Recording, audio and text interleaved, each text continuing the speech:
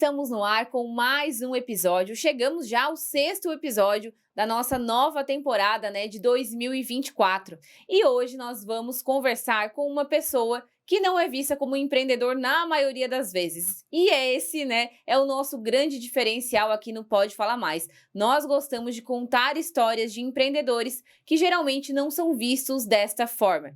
Hoje nós vamos conversar com o pastor Nini, da Verdade Igreja, aqui de Araranguá, mas que tem outras unidades também espalhadas aí pelo Brasil. E ele vai nos contar, o lado empreendedor e, claro, o lado como pastor também, líder religioso de tudo isso. Então seja muito bem-vindo aqui, Nini, é um prazer te receber. Obrigado, Mayara. Prazer enorme estar aqui contigo. Obrigado pelo convite. E tenho certeza, vamos ter uma conversa muito gostosa para podermos falar destas coisas especiais, que são a vida, e em especial, no meu caso, naquilo que Deus tem feito. Que bom, vamos lá então. E vamos já iniciar, lá do começo, porque tu veio lá do oeste do Paraná. Como veio parar aqui em Araranguá? Pois então, eu comecei a minha carreira, podemos pensar assim, como pastor, logo depois da minha conversão, que aconteceu em 1990.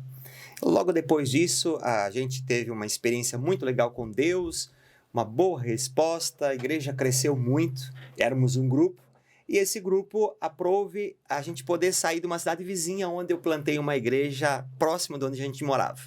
E passado um tempo, nós já tínhamos igrejas aqui na região, pastora Marisa, que estava na época em Tubarão, me convidou, olha, recebi aqui uma palavra de Deus, eu gostaria que você pudesse vir para cá, para essa região, Araranguá em especial, para a gente poder abrir uma base de formação de líderes. Eu pastoreava a igreja já em Medianeira, já tínhamos lá uma família bem especial, muitas pessoas conosco, mas na hora que ela me ligou, eu entendi, uau, Deus está me chamando para uma nova empreitada. Minha sogra já morava em Tubarão, a igreja já estava na região, em Tubarão, a gente já havia plantado a igreja aqui, e aí eu me movi com a minha família, e viemos em 2007 para esse lugar. E eu lembro quando vocês vieram, porque, uma curiosidade, o Nini é vizinho dos meus pais, Então mora aqui do outro lado da rua, do nosso estúdio. Mas, Nini, como que foi essa questão do chamado de Deus? Isso é uma coisa que as pessoas têm muita dúvida hoje, independente da religião, Muitas pessoas não conseguem ter uma sensibilidade de entender que Deus está conversando com elas, Elas acham que tem que ser algo, assim, muito explícito e, na verdade, às vezes são sinais. Então, se tu puder compartilhar com a gente como foi isso, como vocês sentiram esse chamado, Até porque tu tinha uma outra carreira e aí tu resolveu seguir na carreira de pastor.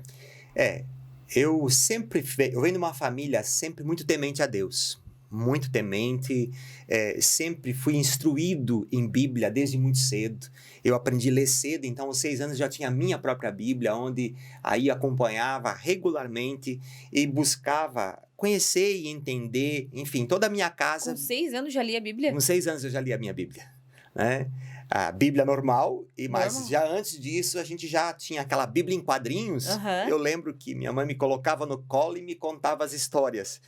O tempo passou, até hoje eu tenho a lembrança do quadrinho e como a coisa funcionava. Então, ela me ensinou a ter amor a Deus. E nesse processo, caminhando um pouco mais, buscando a Deus, eu cheguei numa encruzilhada na minha vida. Eu venho de uma família, graças a Deus, com os problemas resolvidos, não tínhamos crises familiares, não tínhamos crises de vício, de bebida, de seja lá, divórcio. Graças a Deus, Deus nos poupou, pura misericórdia divina. E eu sempre fui adepto à religião, sempre fui muito praticante. E um dia, com 17 anos, eu me perguntei, escuta, eu sei que Jesus é Salvador, mas por que eu preciso de um Salvador? Eu não mato, eu não roubo, eu não faço mal para ninguém. Eu faço tudo que a religião diz para eu fazer, então por que eu preciso de um Salvador? E aí eu comecei a olhar para a Bíblia de um jeito diferente, eu fui buscar essa resposta. E quando eu entendi a situação que o homem se encontrava por causa do pecado original e porque qualquer coisa que eu tentasse fazer para reverter esse quadro, para mim seria impossível, eu não teria condição de fazer isso, ninguém tem condição de fazer isso. E aí eu vi Jesus se apresentando como aquele que podia, através do seu sacrifício, me salvar. E a Bíblia diz que isso é dom de Deus, é um dom gratuito, não vem de obras para que ninguém se glorie. Então não tinha nada que eu pudesse fazer para aceitar aquela salvação. Mas quando eu entendi, eu falei, uau, e eu percebi o amor de Deus para comigo, como ele tinha se importado comigo, como ele tinha pago um alto preço para que eu pudesse estar naquele lugar. Porque o fato é assim, às vezes a gente pensa, é de graça. Mas de graça é relativo, né?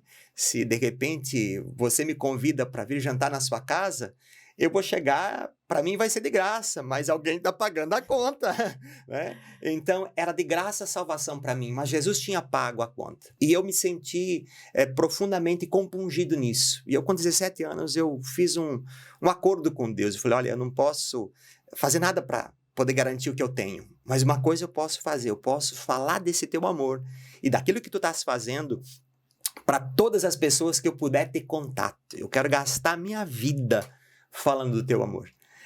Veja, eu tinha uma carreira de empresário, nós tínhamos os negócios da família, trabalhávamos juntos, mas naquele momento a coisa toda tomou uma nova direção, deu uma guinada e eu gastei a minha vida. Já, claro, num tempo fazendo as coisas paralelas, mas chegou um tempo onde eu pude dizer assim, olha, eu não tenho mais condição do meu tempo ser dividido, eu preciso focar naquilo que eu fui chamado para fazer. Então não foi um anjo que desceu do céu para falar comigo. Acho legal a gente falar isso. Né? É muito interessante, né?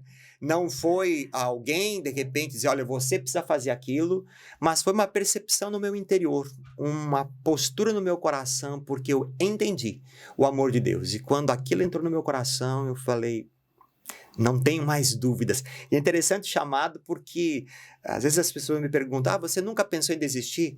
Eu falei, como desistir? Não há possibilidade, isso não existe rota de fuga para aquilo que Deus fez por nós. É a tua missão, É né? a minha missão, eu vivo para isso.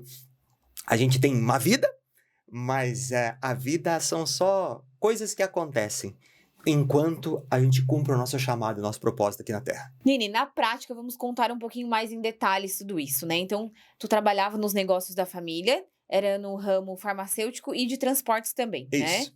E aí, então, estava ali trabalhando e aí até que chegou o momento que teve que escolher. Uhum. Ou, né, continuava no ramo do trabalho, administração, ou então iria para a igreja se dedicar melhor. Como foi um pouquinho de tudo isso nos bastidores?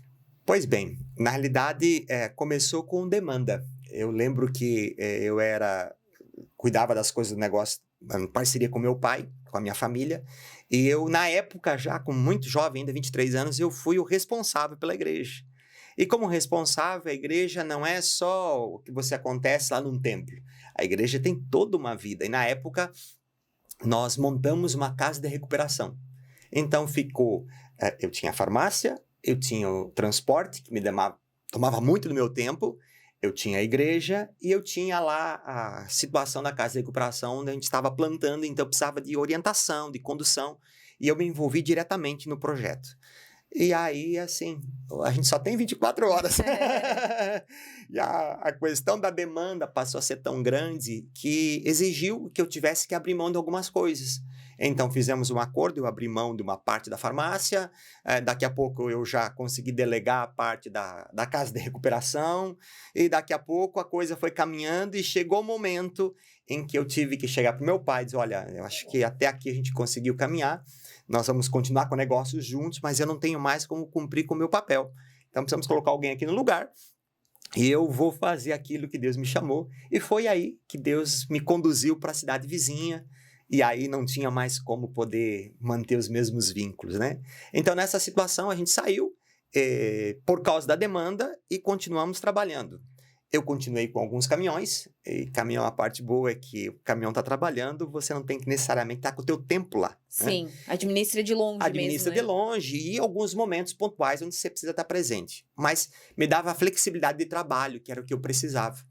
E assim foi, a coisa foi acontecendo, o tempo passou, e aí chegou um tempo que nem assim mais não era possível, porque a demanda era muito grande. Graças a Deus, né? Nesse processo, são muitas igrejas plantadas, igrejas que são igrejas respeitadas na cidade, então exige muito trabalho e muita demanda nesse sentido, né? Quando eu falo respeitada, Eu digo que tem muitas pessoas que estão na congregação, que foram marcadas, que foram ajudadas, que foram instruídas, que foram fortalecidas.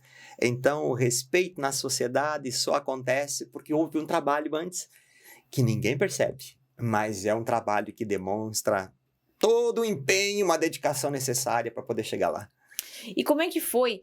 Porque você fundou uma igreja ou você já foi em uma igreja que já existia? É interessante essa pergunta. Na realidade, nós éramos todos católicos, bem praticantes em qualquer instância da igreja nós estávamos inseridos. Viemos de uma cidade pequena chamada Matelândia, então, terra de cego quem tem um olho é rei, né? Uma cidadezinha pequena, qualquer um que se dispõe já tem o seu espaço, e a gente ocupava o nosso lugar na sociedade e também com relação à fé. E nessa situação a gente começou a conhecer a Bíblia. Eu te falei da minha experiência pessoal, mas é interessante que Deus, ele abraçou toda a minha família e mais algumas pessoas amigas e nos chamou juntos. E a gente começou a estudar junto. E cada um com as suas questões, mas a gente fomos buscar a Bíblia. Vamos lá, vamos saber o que a Bíblia fala. Eu lembro que minha família e mais alguns, em especial as mulheres, faziam assim. Eu lembro que ao almoço, muitas vezes, 3 vezes por semana, eu e meu pai almoçávamos sozinhos. Porque minha mãe e minhas irmãs não ficavam em casa, elas iam para a capela fazer o rosário. Não o terço, né? Uhum. O rosário completo. E a cada 10 ave-marias, um capítulo da Bíblia. E assim começavam a orar: Deus, mostra-nos a tua verdade, queremos te agradar, queremos... E assim as coisas começaram a se mostrar, Deus começou a se revelar, algumas coisas começaram a ficar claras diante dos nossos olhos, algumas coisas pareciam contrárias à tradição. E como todos os padres eram muito amigos nossos, trouxemos eles para nossa casa e perguntamos: padre, como é que é isso? Como é que é aquilo? E o padre, ele teve quase que um colapso, coitado, não esperava por aquilo. Ele falou: olha, ou você aceita a tradição como ela é, ou não tem lugar para você dentro da igreja. Então, ele nos escorraçou, né? De certo modo, nós somos Convidou a se retirar. convidados delicadamente a não comparecer mais, né? E aí a gente se reunia, começava lá numa área da casa da minha mãe, e a gente foi estudando a Bíblia. E verdades como essa de salvação e outras tantas, a gente entendeu e falou: uau!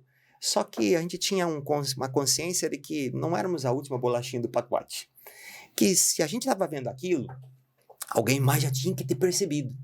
E a gente começou a procurar. E de repente nós descobrimos que nós tínhamos nos identificado com a fé dos evangélicos. Aquilo que eles criam, com base na Bíblia, era o que nós tínhamos sozinhos descobertos à luz da Bíblia. E então, E o nos interessante é que encontramos. foi mais de uma pessoa, né? Fomos um grupo grande. Ao mesmo tempo. Ao mesmo tempo, amigos. E fomos aí muito perseguidos na cidade. Muito perseguidos. A perseguição foi assim, cidade pequena, as pessoas passavam na rua fazendo sinal da cruz quando nos viam. A situação da gente chegar nos comércios da cidade e muitos comércios não nos vender. Ele falou: não, mas isso eu não estou pedindo fiado. Eu falei: não quero o teu dinheiro. Então, foi uma perseguição assim muito ferrenha, porque tão logo a gente entendeu a verdade, a gente foi falar dessa verdade aos outros. E como nós tínhamos muitos amigos se chegaram.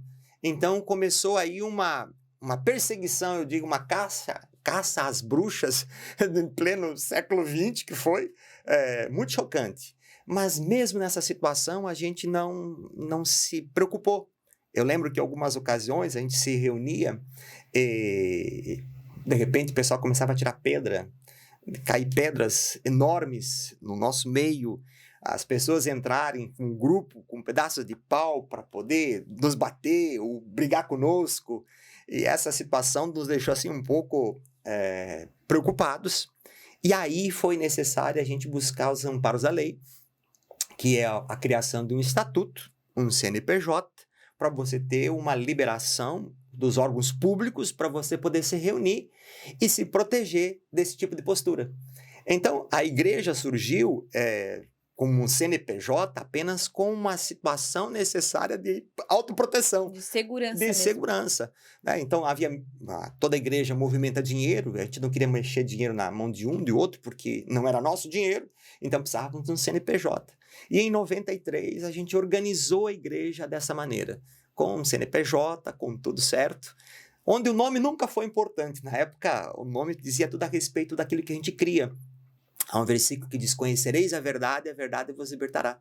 E nós passamos a ser conhecidos como a verdade que liberta, porque era disso que nós falávamos. E aí, não colocamos nenhuma placa, não colocamos nada para nos identificar. A gente apenas falava de Jesus. E as pessoas se achegavam.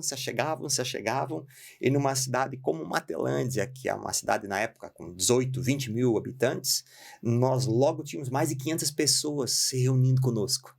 Então isso deu um vulto muito grande, a perseguição se tornou muito grande e a gente continuou fazendo o nosso trabalho, né? Não viemos dissidentes, vamos dizer assim, de outra igreja. Não somos pessoas que dividiram a igreja, mas são pessoas que entendemos um chamado de falar da verdade de Deus e para isso nós existimos. Então, fizemos isso em Matelândia, aí um daqueles foi para Tubarão, outro foi para Medianeira, que fui eu, outro foi para Céu Azul, outro para outro lugar, como éramos um grupo grande, e assim a igreja foi se expandindo. E hoje nós somos 25 igrejas espalhadas em Santa Catarina e Paraná. E hoje você coordena essas 25 igrejas, né? É pastor aqui em Araranguá, mas também participa aí dessas outras 24 unidades também, é isso? Uhum. Nós somos um grupo, uma liderança plural, nós chamamos de liderança nacional, composta hoje de 8 pastores das nossas igrejas como um todo, e que compõem o órgão deliberativo de toda a igreja. E desse grupo, eu sou destacado para ser o presidente, que movo todas as coisas no interregno, vamos dizer assim, das reuniões, né? Eu estou já pastor-presidente há mais de 10 anos, na realidade quase vai para 13 esse ano, né? 13 anos já que eu tenho conduzido e dirigido a igreja. Então, Nini, aqui em Araranguá, vocês iniciaram em 2008, né? Vieram em 2007, mas 2008 iniciaram então as atividades da igreja. E o primeiro culto de vocês, né, a primeira celebração, foi com a sua família e mais 2 pessoas, foi isso? Isso. Como eu te falei, né? A gente veio para cá para abrir alguma coisa. Então, nós tínhamos alguns amigos aqui, para falar a verdade, 2. Então, foi a minha família e esses 2 amigos que começaram junto conosco, né? Eles tinham a sua igreja, eles só vieram para nos apoiar. Hoje não estão conosco, porque eles só vieram para nos apoiar naquele tempo. E foi muito legal, os começos você tem um encorajamento. Mas gradativamente a gente foi conhecendo pessoas. Eu tinha tido uma experiência com Araranguá quase 6 meses antes. A minha sogra morava em Tubarão e eu vinha para vê-la e aí trazíamos ela junto conosco, com família, aqui para Araranguá e a gente ia para a Praia da Barra e ali nós íamos curtir o nosso veraneio. E eu sempre achei muito bonita essa cidade e eu movi para nós fazermos um retiro de adolescentes de toda a igreja. Eu falei, olha, Araranguá é uma cidade legal. E eu vim para cá para poder movimentar todas essas coisas e fui muito bem recebido. Poder público, o pessoal do CTG, o patrão da época, o pessoal do Caverá, enfim, foi maravilhosa a recepção. Eu voltei para minha terra, juntei a minha igreja e disse assim, nós temos que aprender com os catarinenses, esse povo é muito hospitaleiro. Olha que orgulho, os aranguenses! Muito hospitaleiro, foi muito bom. E eu não sabia de nada até então. 3 meses depois, eu fui convidado. 6 meses depois, eu estava me organizando para poder vir para cá. E aí, quando a gente veio para cá, a gente teve essa graça da hospitalidade deste povo e que nos abriram algumas portas para a gente poder conhecer algumas pessoas. Começamos a frequentar algumas rodas. E nesse migrar, nesse navegar por estas rodas, a gente ia falando da palavra de Deus, falando daquilo que nós crimos, e gradativamente as coisas foram acontecendo. Então, no início, 2, hoje já somos muito mais, né? Tem noção de número hoje? Quantos? Passamos de 1.000. É difícil dizer o número porque gira muito, né? É gente que vem, é gente que vai, é gente que entra, é gente que sai da cidade, é gente que volta, é gente que está no online. Então é difícil a gente assim mensurar, mas com certeza passa de 1.000 os nomes que estão regularmente recebendo atendimento e assistência pastoral, né? Então tem sido assim um momento gostoso com a cidade e começando assim, já estamos aí 2008. Vamos fazer 16 anos, né? Se a minha conta estiver certa, 16 anos agora em março. Agora Daqui a já. 2 meses, 16 anos. Um mês. Já. Pois é, estamos em fevereiro já. Então, 16 anos de uma história muito legal, muito bonita, com muitos amigos. Uma das coisas que a gente percebeu aqui é que a gente caminhou com muita gente que hoje não está conosco, mas que mantivemos vínculos, mantivemos amizades, mantivemos portas abertas, porque a igreja ela é respeitosa, a igreja ela vem para poder abençoar a vida das pessoas e não para cobrar as pessoas. E isso tem sido um presente para nós poder estar nessa cidade que é tão boa. Aqui minhas filhas conseguiram seus maridos, aqui estão nascendo os meus netos, e aqui a gente tem estabelecido a vida numa cidade que foi Deus quem escolheu para a gente, né? E falando agora, né, aqui sobre a boa relação que a gente estava comentando também. Eu sou católica, né, mas eu acompanho os trabalhos de vocês. Inclusive, comentei contigo, acompanho pelo Instagram, né, de outras pessoas que frequentam a igreja de vocês, né, que compartilham dos projetos. E eu sempre vi exatamente isso, né, uma igreja realmente respeitosa, que tem projetos muito legais, né, que envolvem os jovens, os casais, as mulheres, e estão sempre promovendo, né, ações nesse sentido. Então, com certeza, a imagem de vocês é muito positiva, né? Obrigado. E construir isso deve ter sido bem desafiador, né? A gente já teve aí uma provinha do início, como foi, né? Lá em 1994, e hoje aí tudo que vocês já têm. E vamos contar um pouquinho então da estrutura da igreja de vocês? Vamos lá. Em projetos, né? Em estrutura física também, que eu sei que tem novidades por aí. Bom, nós nos propomos a ser uma igreja multigeracional ou plurigeracional. Nós precisamos ser uma igreja para todas as pessoas. Então, nós temos uma atenção muito focada em todo o nosso infantil, desde o bebezinho até o momento em que ele vai passar de fase, vai para a adolescência. Então, para a criança vai ter um programa especial, uma linguagem especial, um atendimento especial. Vai chegar lá para a nossa situação dos adolescentes, nós temos lá um programa chamado Hype, que é a linguagem deles, falando com eles, tocando na ferida que eles estão vivendo no mundo e nos desafios deles, que às vezes para nós parecem coisas tão insignificantes. Mas para eles são válidas, para eles, né? aquele é o mundo. Então, a gente poder entrar no mundo deles e poder ser um respaldo, poder ser um auxílio.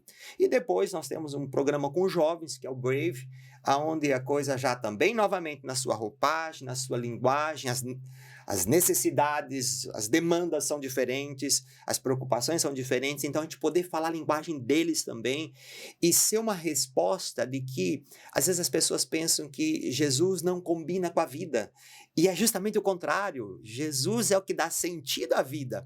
E então a gente instrui as pessoas a como eles podem associar a sua fé à vida.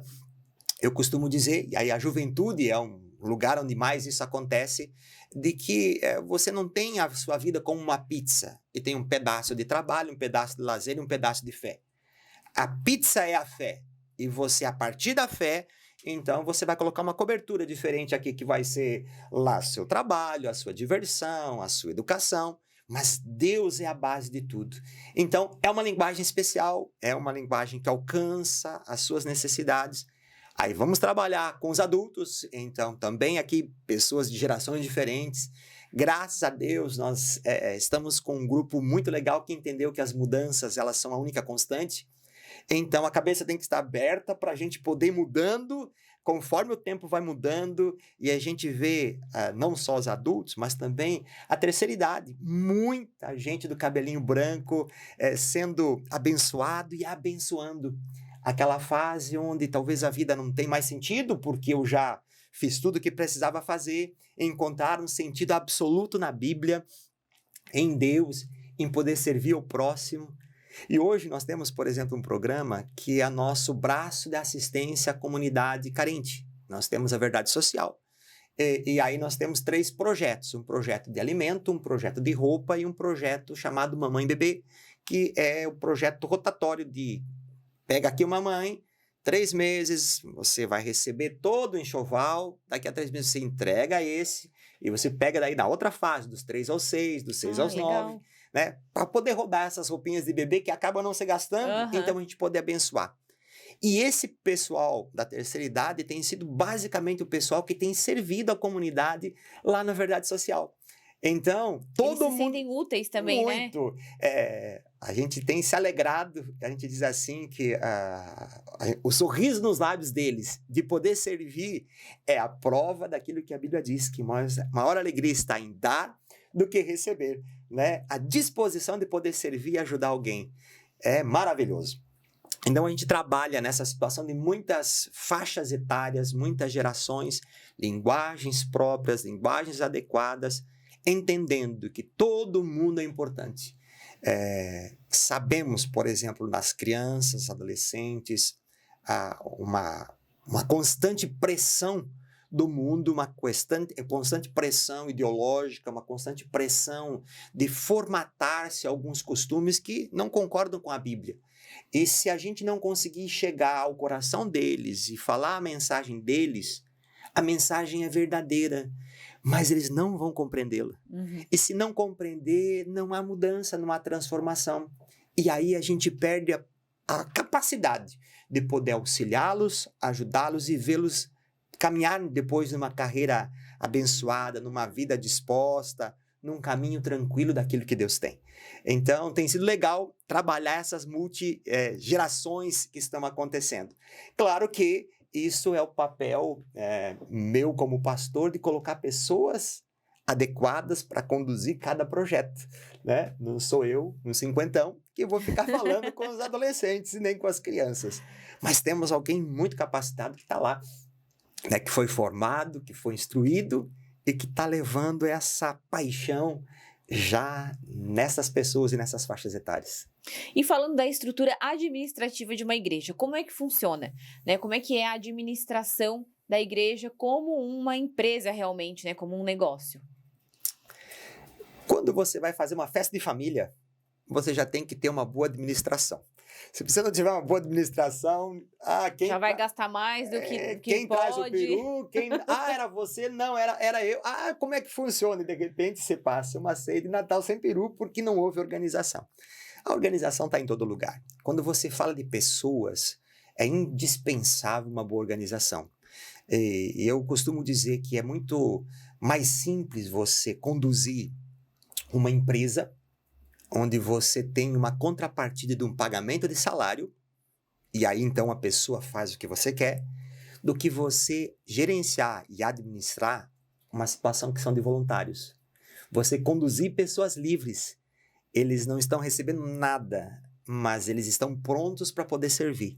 Essa é a graça do reino de Deus. Essa é a força da igreja. Então, como tem muitas pessoas com disposição, a gente tem que ter uma boa gestão de conseguir colocar as pessoas certas nos lugares certos.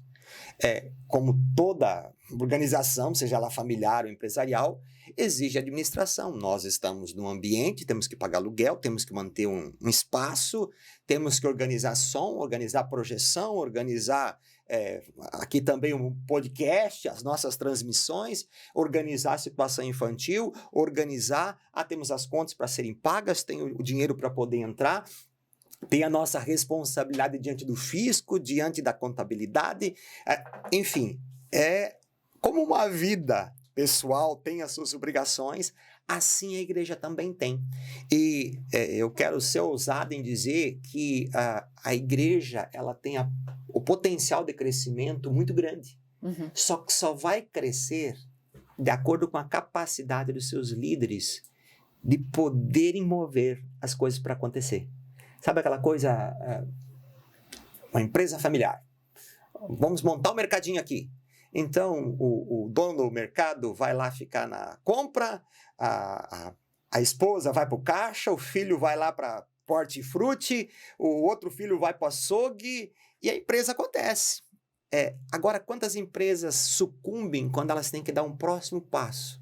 Quando o crescimento chega e aí você não tem mais a gestão debaixo dos teus olhos. Uhum. Então, nesse processo, mais do que nunca, a administração e a organização é necessária para você poder dirigir pessoas livres, para além dos teus próprios olhos, mas com uma estrutura capaz da coisa poder acontecer. Então, nós temos a nossa própria estrutura, nós temos uma matriz, são 4 faixas etárias e 4 bases.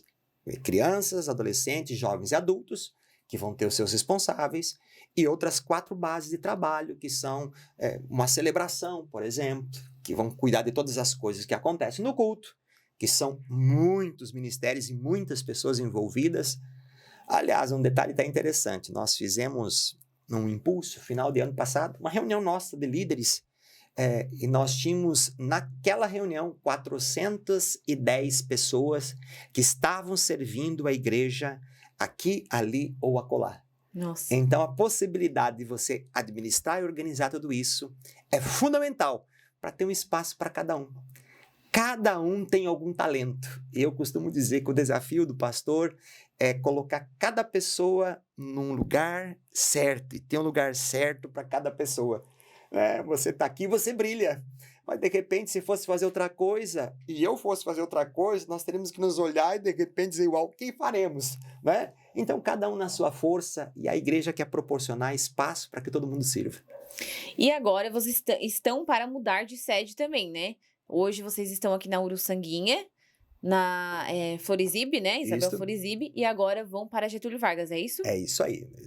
Nós começamos na Getúlio Vargas, e aí o espaço ficou pequeno, mudamos, fomos para outro espaço na Getúlio Vargas, aumentou, mudamos e viemos aqui para o interior da Uruçanguinha, e estamos aí há 9 anos. Foi muito legal, passamos pandemia, passamos tudo isso que o mundo passamos juntos, né?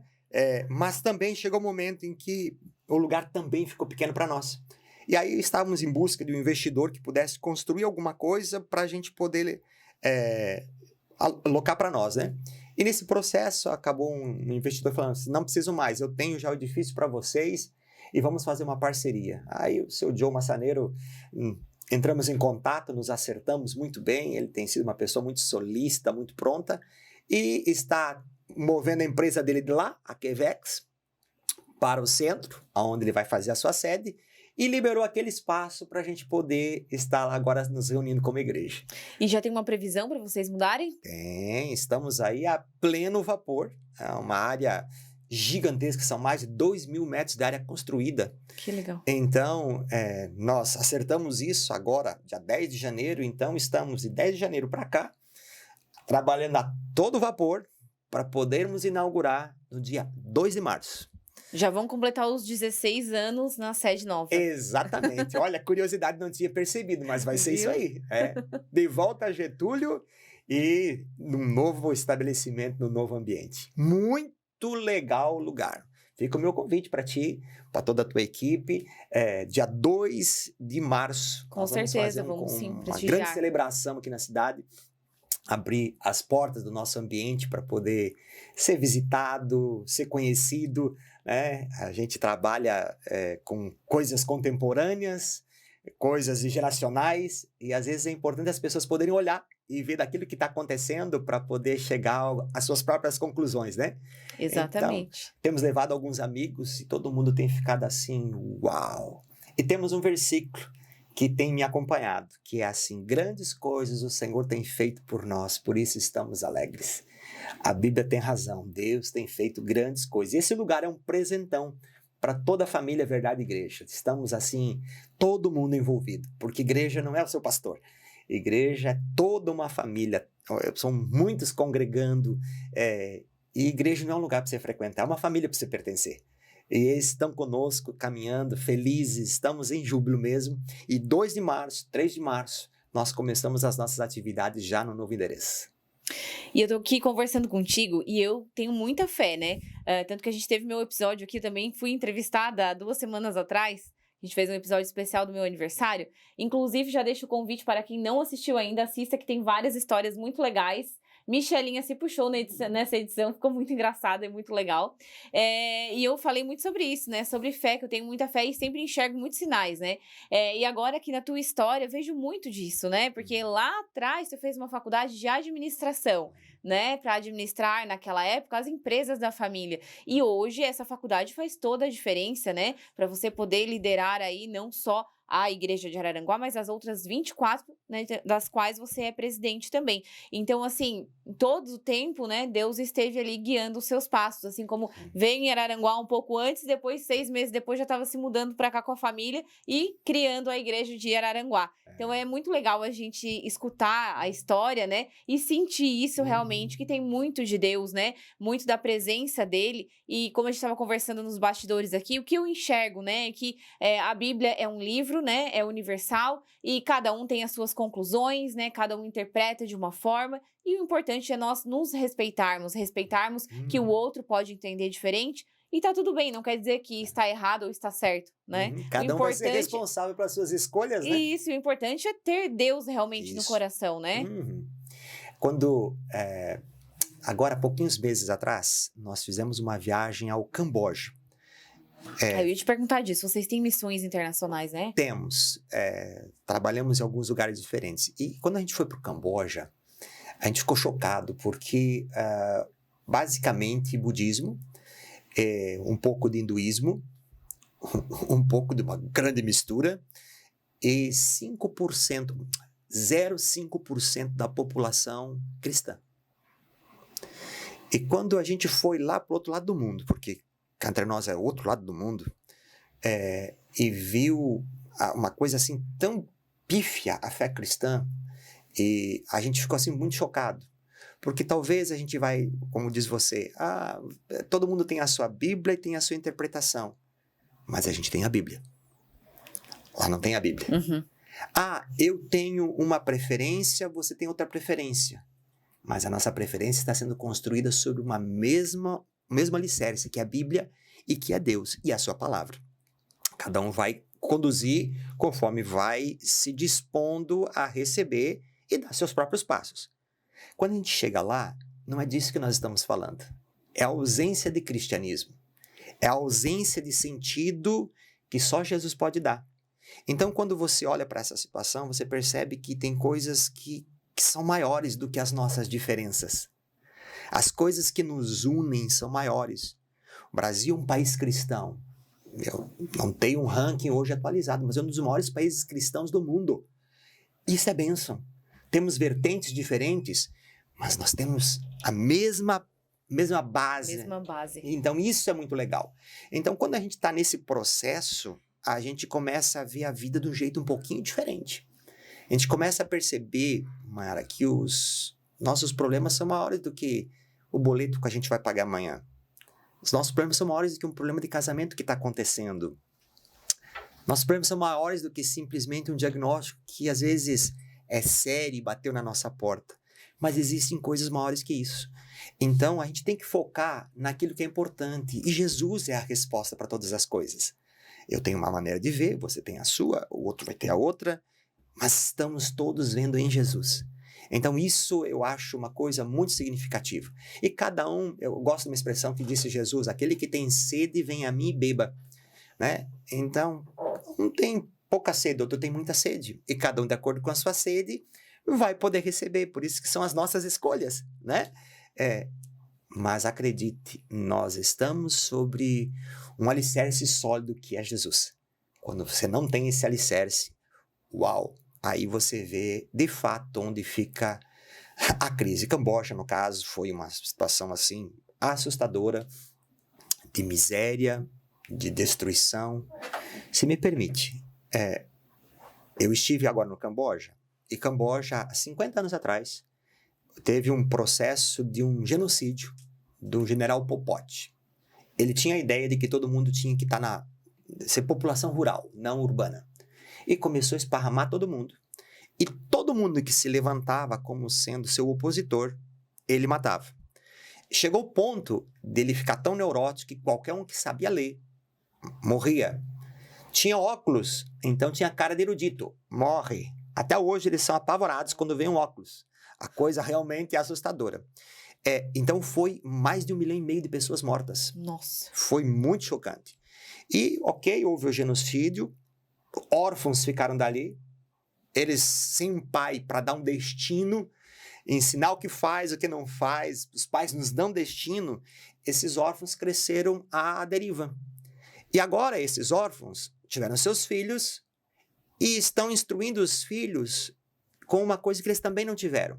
Então, se passou 50 anos e você vai ver um estado de calamidade, de pobreza, de miséria. Eu digo que a pobreza lá é rica, é muita miséria, né? É coisas assim que... E tudo isso sem Deus ainda. Sem Deus. E aí, esse é o ponto que está lá, 50 anos. 5 anos atrás, eu estive em Ruanda, na África. Ruanda também passou por um genocídio. Em 94, enquanto nós estávamos celebrando o Brasil, tetracampeão do mundo, lá estava uma crise de tribos, de etnias, que mataram mais de 1 milhão de pessoas em 100 dias. No Camboja foram 3 anos e meio, aqui foram 100 dias, mortes do vizinho matar outro vizinho, por causa de etnia. Nesse processo, a população se acabou. Foi 1 milhão de mortes, eram 7 milhões, se eu não estou enganado. E o ódio ferrenho entre as tribos, entre os amigos, muito difícil. Nesse processo, o presidente de Ruanda foi fazer um pronunciamento na ONU. E logo depois, um dos convidados foi o pastor Rick Warren, um pastor americano lá da Califórnia, que foi também fazer uma palestra. Ele disse assim, olha, vocês consideram a força do primeiro setor, que vai ser lá o setor produtivo, o segundo setor, que vai ser lá o público, e vocês esquecem o terceiro setor, a força da igreja. E o presidente de Ruanda ouviu, chamou para poder conversar e disse, me ajuda. E aí começou um trabalho de evangelização de Ruanda, de tornar igrejas saudáveis, e o trabalho começou a acontecer. Eu estive lá 25 anos depois, ou seja, metade do tempo do Camboja. Uhum. Eu vi uma cidade, e aí eu não me contentei, eu saí um pouco para poder conhecer um pouco mais do país. Um lugar limpo, em plena África, sem papel no chão. Você vê as crianças falando inglês, francês e a língua nativa. Você via aquela situação de guerra que tinha acontecido, porque fomos aos locais de genocídio, de repente agora as pessoas se perdoando, as pessoas se alinhando e descobrindo que tinham coisas que tinham que ser deixadas para trás, porque tem coisas que não tem mais conserto, apenas o perdão resolve. Como perdoar uma situação de alguém que entra na sua casa, mata seu pai, mata sua mãe, mata seu filho, mata... Só o amor de Deus para poder fazer isso. E isso foi o trabalho da igreja, apresentar Jesus.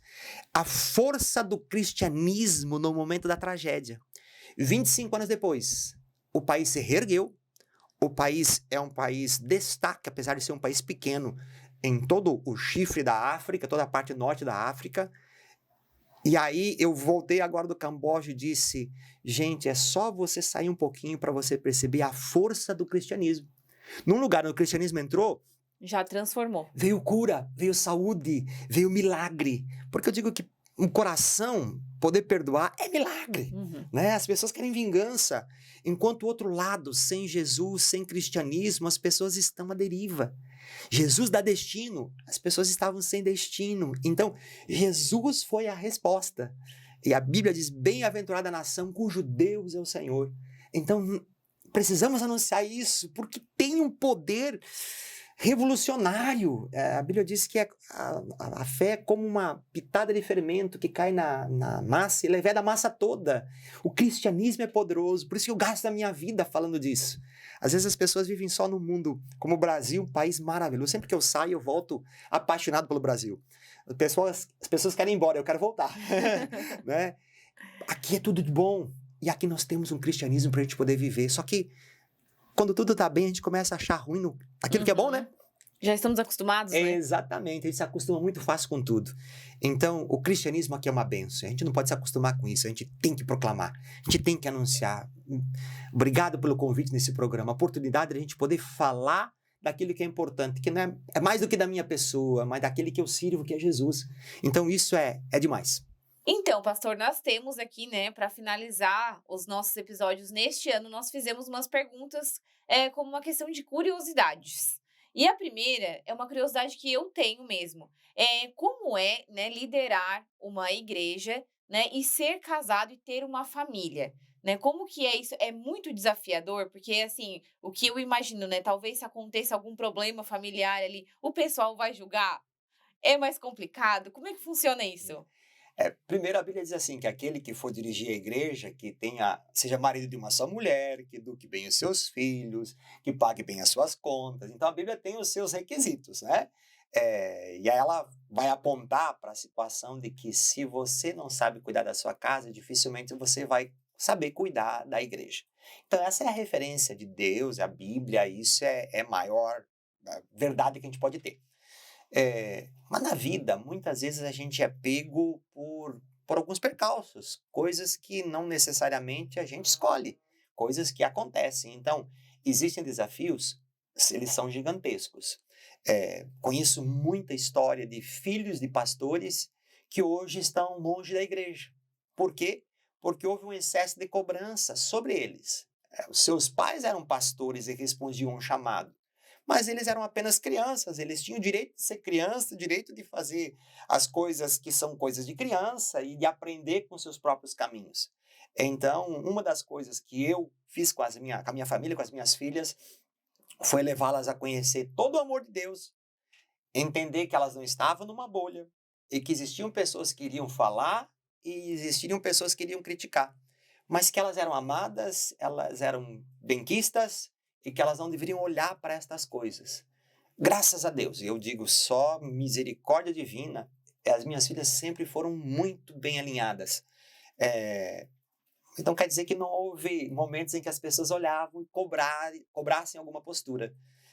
Eu, graças a Deus, passei bem. Conheço alguns amigos que estão com um pouco mais de dificuldade. Porque deve ser muito desafiador, né? É um desafio. E assim, a Bíblia diz que aquele que pensa que está de pé, cuide para que não caia. Então, uma das coisas que eu tenho colocado em toda a minha liderança é assim, não atire pedra, não julgue, não olhe demasiadamente para aquilo que acontece com o outro, para que isso também não venha acontecer com a tua Não casa. sabemos o dia de amanhã. Exatamente. Então, tem amor, tem misericórdia. A Bíblia diz assim que o amor, ele suporta todas as coisas, né? O princípio para que a gente possa conhecer Deus é amor. Então, vamos praticar o amor, vamos cuidar bem da nossa casa, vamos cuidar bem da nossa vida, entendendo que somos gente como todo mundo, com problemas como todo mundo, mas a gente pode contar com a graça de Deus nos ajudar no meio desses problemas. Então, é um desafio, muitos acabam sucumbindo, mas muitos, eu tenho que dizer, têm muita história de sucesso. O desafio, na realidade, ele está presente em todo lugar, né? Então, com certeza. Eles não podem ser obstáculos, eles têm que ser um trampolim para nos impulsionar para a gente ser melhor. Eu encaro desse jeito. Perfeito. E falando de milagres, né, que eu sei que vocês já presenciaram, vivenciaram muitos milagres dentro da igreja de vocês, tem algum que tu pode destacar que realmente assim, te emocionou muito, te chamou mais atenção, despertou algo diferenciado em ti? São muitos milagres, de fato são muitos milagres. E a gente precisa mensurar o que é milagre, né? Cada um é chamado para... é despertado, digamos assim, para algumas nuances. Em especial, eu sou muito despertado para ver Deus mudando as pessoas. Eu digo que não tem milagre maior do que Deus mudar um coração. Não tem milagre maior do que você ver o marido e a mulher que estão se odiando e, de repente, poder voltar a se olhar, se perdoar, se amarem e continuarem uma vida.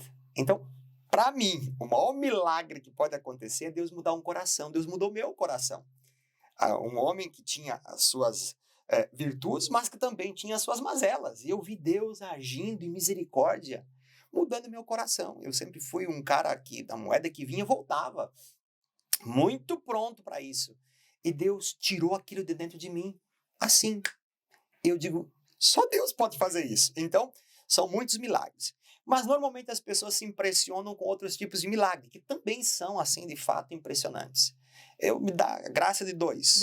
Nós temos a graça aqui na igreja, a minha sogra em especial, o ministério dela já é mais velhinha, mas ela tem tido muitos frutos da vida de oração dela. E são inúmeras as pessoas, mulheres que chegam sem condição de ter filhos e depois têm filhos. Aqui na igreja, por exemplo, chegou uma mulher que já tinha uma história de abortos espontâneos. E aí ela estava grávida, mas estava voltando do médico. estava para ir para o médico já com sangramento. E aí, primeiro passou na casa da minha sogra para poder orar. E a minha sogra orou por ela e tal. E ela foi para o médico, começou a contar, o médico falou, não, eu acho que agora, né, você já sabe, você conhece o caminho, agora vamos esperar para a gente poder fazer os procedimentos necessários.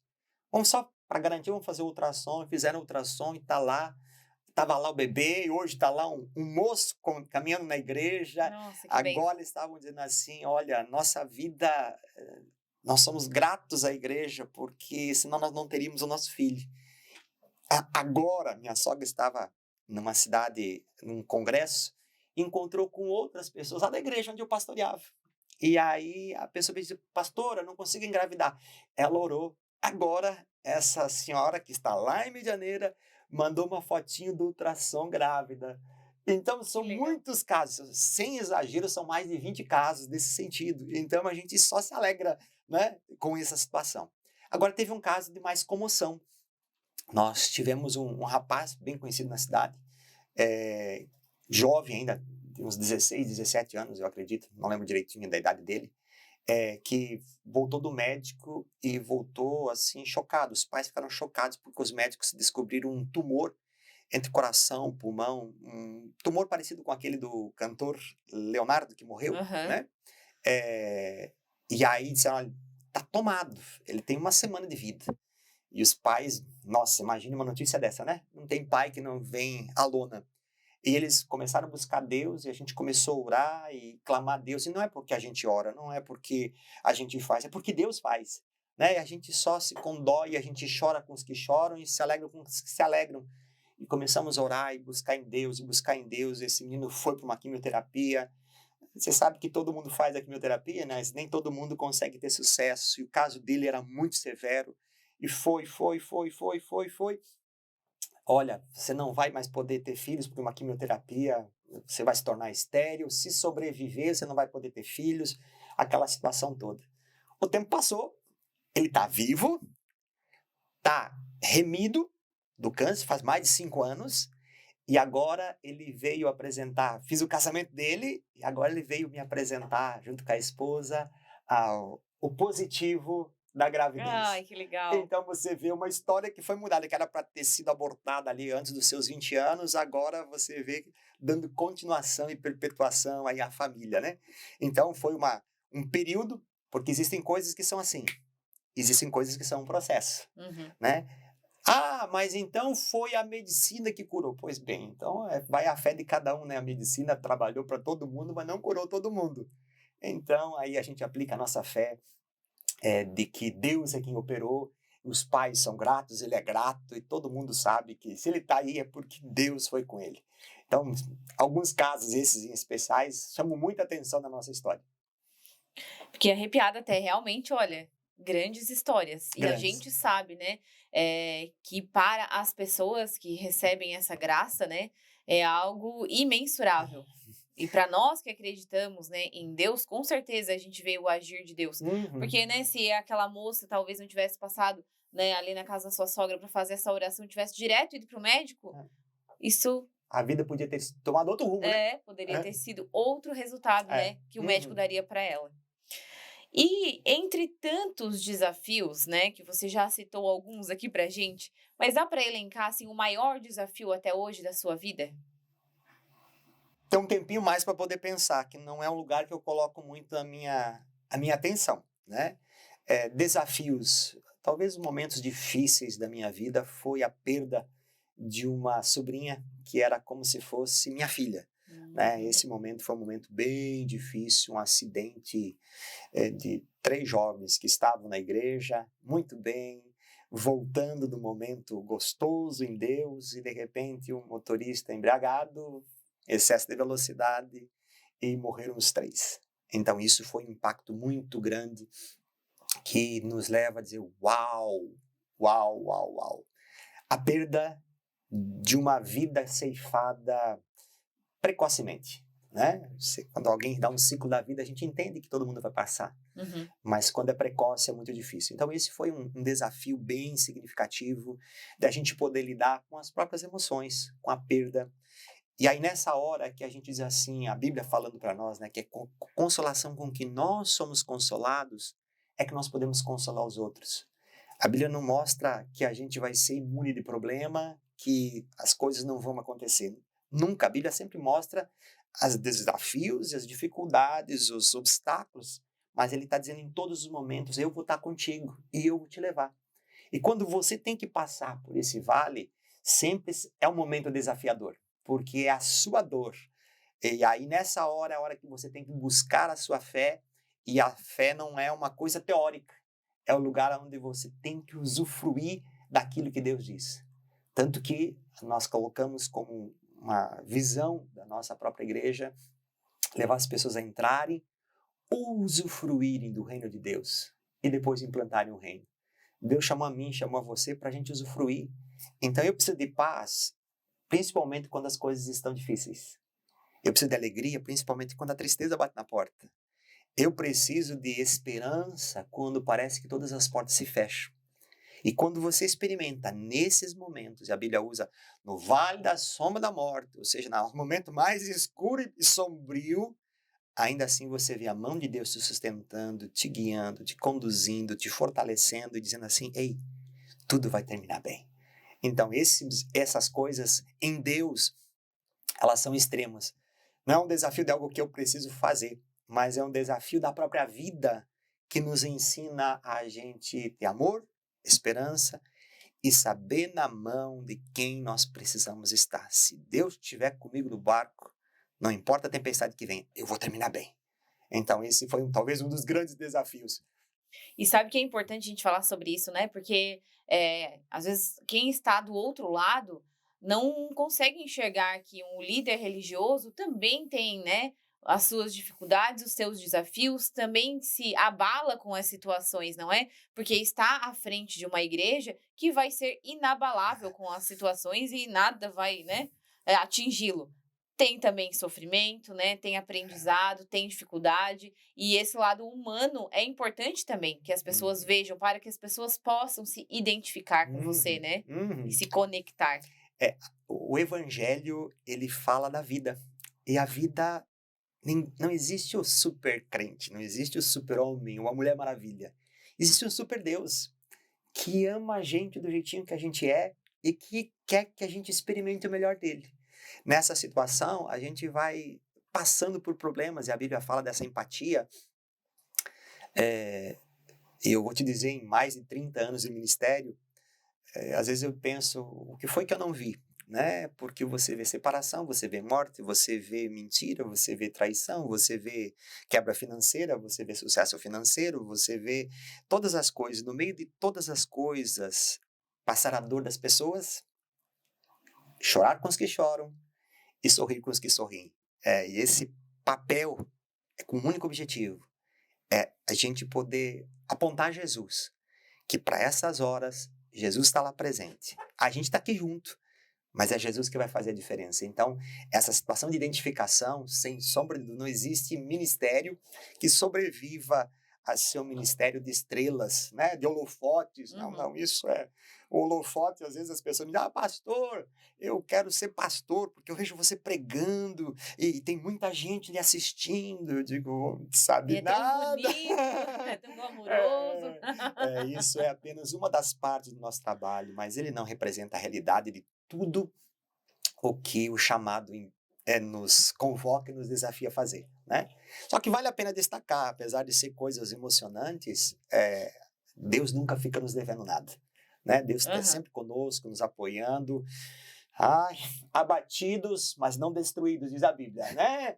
Desanimados, não, levantando-nos para poder ir em frente, e assim a gente caminha, esperando dar coração, dar experiência, dizer, andei por esse caminho junto, né? Tô aqui junto com você e nós vamos vencer, como outros já venceram, e se nada der do jeito que a gente pensava, ainda assim ninguém pode nos tirar das mãos de Deus, nós vamos estar legal. Por isso diz a Bíblia que, a Bíblia fala assim, eis que tenho planos para convosco, planos de paz, planos de um futuro, não para lhes fazer mal, mas para lhes fazer bem e lhes dar um futuro. Bom, se Deus está dizendo que tem um futuro para mim e um plano de paz, eu estou vendo que Ele está ali na frente, junto comigo, Ele já planejou meu futuro. E se Ele já planejou meu futuro, eu posso dizer, dias melhores virão, né? E a gente vai se aprender a pegar a palavra de esperança e caminhar sempre. Bom, durante o nosso papo aqui, você já citou alguns versículos e até falou de um que você gosta muito no momento, né? Mas eu queria saber se tem algum especial que é o seu preferido da Bíblia. Difícil dizer um só, difícil dizer um só. Eles são cunhos de significado, né? Eu estou vivendo um momento que eu te falei, grandes coisas o Senhor fez por nós, por isso estamos alegres, Salmo 126, versículo 3. Eu tenho que dizer João 3,16, porque Deus amou o mundo de tal maneira que entregou o seu único filho, para que eu pudesse ser salvo, né? Diz a Bíblia, para que todo aquele que nele crê não pereça, mas tenha a vida eterna. É a essência do projeto de Deus de alcançar o homem, talvez um dos versículos mais conhecidos da Bíblia, né? Isso é muito forte. E eu não posso deixar de citar João 8,32, e conhecereis a verdade, e a verdade vos libertará. Então são versículos importantes na história, mas cada dia um versículo novo desperta, né? Hoje de manhã estava orando, o versículo já borbulhando diante dos nossos olhos, Deus falando conosco, então são coisas assim significativas. Mas conhecereis a verdade vos libertará. E João 3,16, que Deus amou o mundo, de fato talvez sejam os mais significativos, por ser minha salvação, por onde eu fui alcançado por Jesus, e o senso de chamado de levar a verdade às pessoas. E para finalizar, então, Nini, como foi, né, a sua experiência de participar aqui do Pode Falar Mais? Olha, primeiramente, muito obrigado. Você é sensacional. Muito obrigada. Né? Me deixou aqui totalmente à vontade para podermos falar de assuntos. Então, muito significativo poder revisitar coisas antigas que às vezes acabam nem ficando mais no nosso olhar, porque a vida é dinâmica. Mas poder revisitar essas coisas é muito especial, uma oportunidade maravilhosa. Muito obrigado pelo convite, pela iniciativa de talvez levar no seu programa, que é de empreendedores, uma coisa diferente, né? Porque o maior empreendimento da vida é saber o que há de ser de nós quando tudo aqui terminar. Então a gente constrói aqui pensando na eternidade, né? Então obrigado pelo seu convite, foi muito legal participar, esse ambiente seu, muito legal. Só tenho gratidão, é a minha palavra.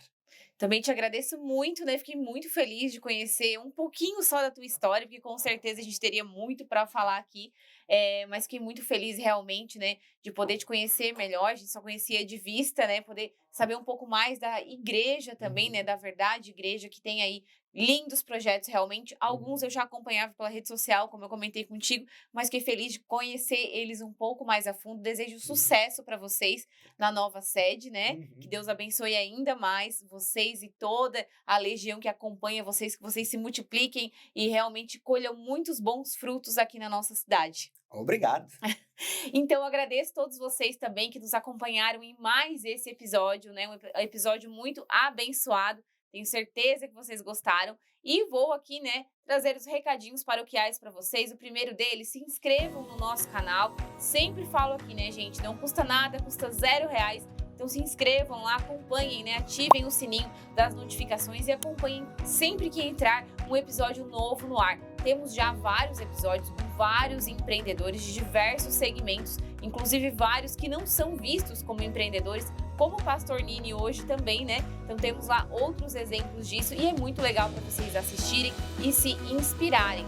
E ainda, né, temos também ainda espaços para patrocinadores para apoiar o nosso projeto, nosso podcast e aparecerem aqui também com os seus comerciais que vocês vão acompanhar agora. Então muito obrigada mais uma vez e até a próxima.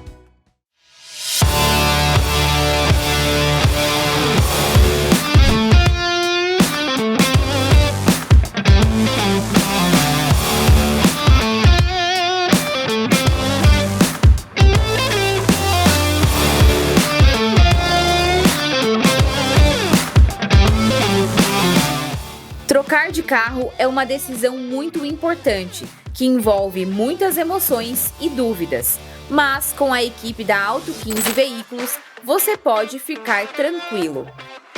Com seminovos de procedência e até mesmo opções de carro 0 km, eles garantem as melhores negociações de mercado.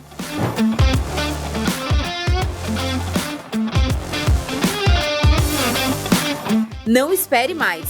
Vem para Auto 15.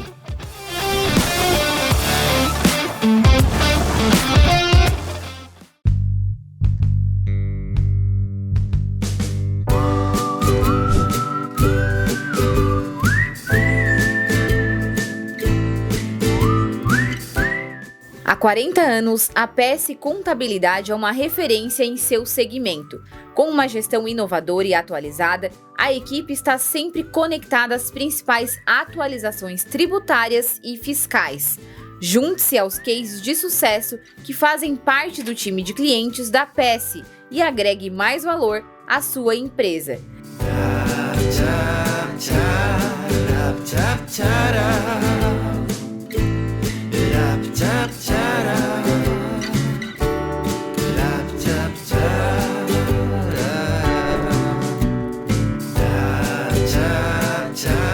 Entre em contato e agende uma consulta personalizada para o seu negócio.